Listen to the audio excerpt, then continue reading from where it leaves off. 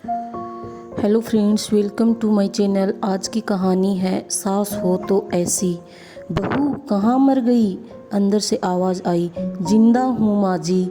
तो फिर मेरी चाय क्यों अभी तक नहीं आई? कब से पूजा करके बैठी हूँ, ला रही हूँ माँ जी। बहू चाय के साथ भजिया भी ले आई। सास ने कहा, तेल का खिलाकर क्या मारोगी? बहू ने कहा, ठीक है माँ जी, ले जाती हूँ।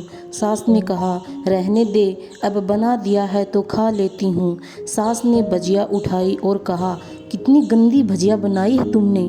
बहू, माँ जी मुझे कपड़े धोने हैं, मैं जाती हूँ। बहू दरवाजे के पास छिपकर खड़ी हो गई। सास भजिया पर टूट पड़ी और पूरी भजिया खत्म कर दी। बहू मुस्कुराई और काम पर लग गई।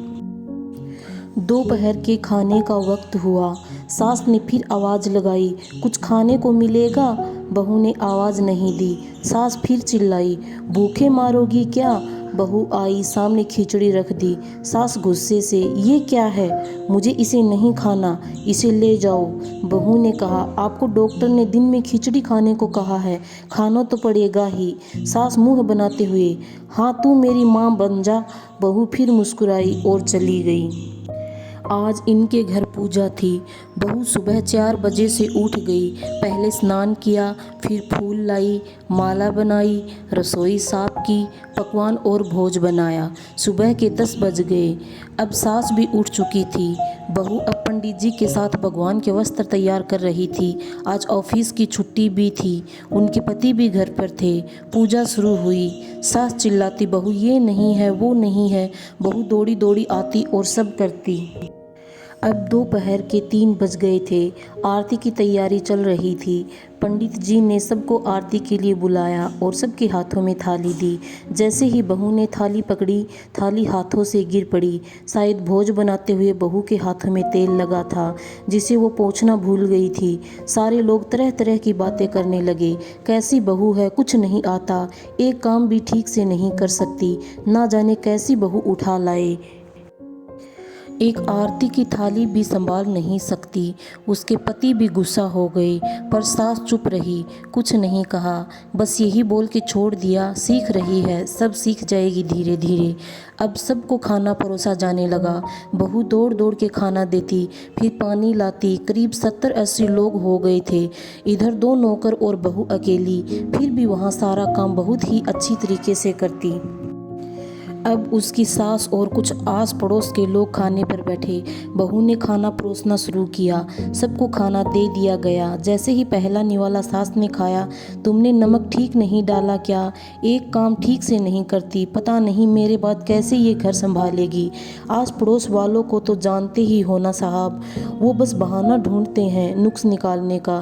फिर वो सब शुरू हो गए, ऐसा खाना है, ऐसी बहू है, ये वो वगैरह वगैरह। दिन का खाना हो चुका था।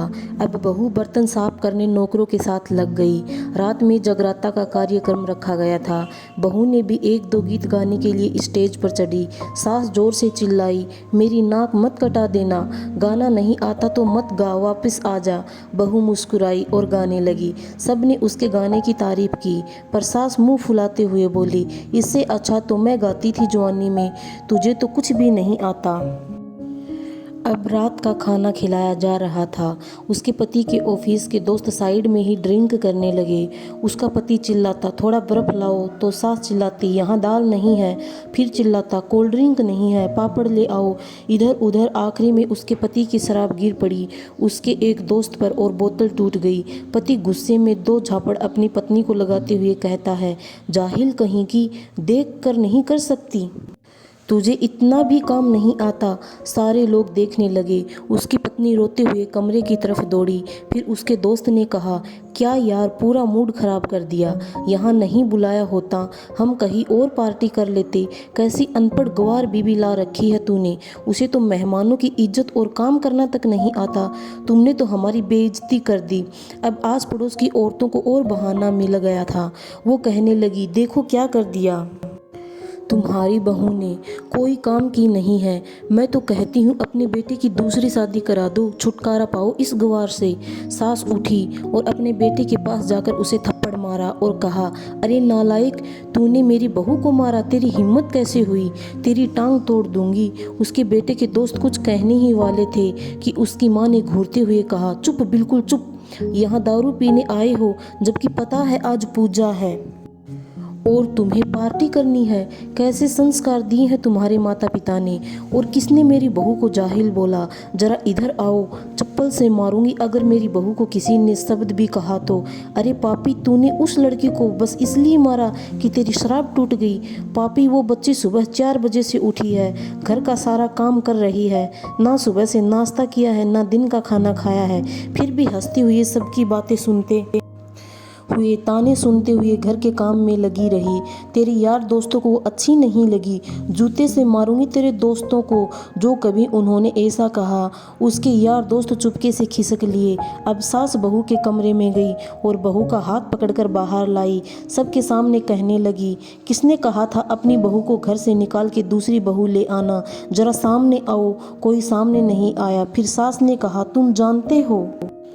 तुम जानते भी क्या हो इस लड़के के बारे में। ये मेरी माँ भी है, बेटी भी। माँ इसलिए मुझे गलत काम करने पर डांटती है और बेटी इसलिए कभी कभी मेरे दिल की भावनाएं समझ जाती है। मेरे दिन रात सेवा करती है, मेरे 1000 ताने सुनती है, पर एक शब्द भी गलत नहीं कहती, ना सामने ना पीठ पीछे। और तुम कहते हो दूसरी बहू ले आऊं। याद है ना छुटकी की दादी, अपनी बहू की करतूत। सास ने गुस्से से पड़ोस की महिला को कहा, अभी पिछले हफ्ते ही तुम्हें मियाँ बीबी भूखे छोड़ घूमने चले गए थे। मेरी इसी बहू ने 7 दिनों तक तुम्हारे घर पर खाना पानी, यहाँ तक कि तुम्हारे पैर दबाने जाती थी, और तुम इसे जाहिल बोलती हो। जाहिल तो तुम सब हो जो कोयले और हीरे में फ़र्क नहीं जानते।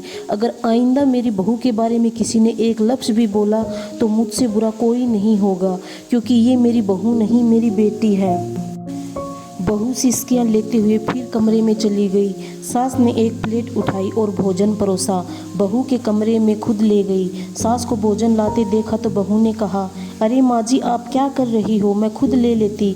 सास ने प्यार से ताना मारते हुए कहा, डर मत, इसमें जहर नहीं है, मार नहीं डालूंगी तुझे नई सास चाहिए होगी, पर मुझे अभी भी तू ही मेरे घर की बहू चाहिए। बहू ने अपनी सास को रोते हुए गले से लगा लिया।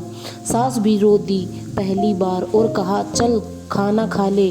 फिर मजाक करते हुए कहा, फिर मेरे पैर दबाने चले आना, और ये ख्याल मन में मत लाना कि सास पैर बोलती है किसी दिन मैं इसका गला दबा दूंगी, क्योंकि कभी मैं भी यही सोचती थी। दोनों खूब हंसने लगती हैं। कुछ रिश्ते बहुत मीठे होते हैं, बस बातें कड़वी होती हैं।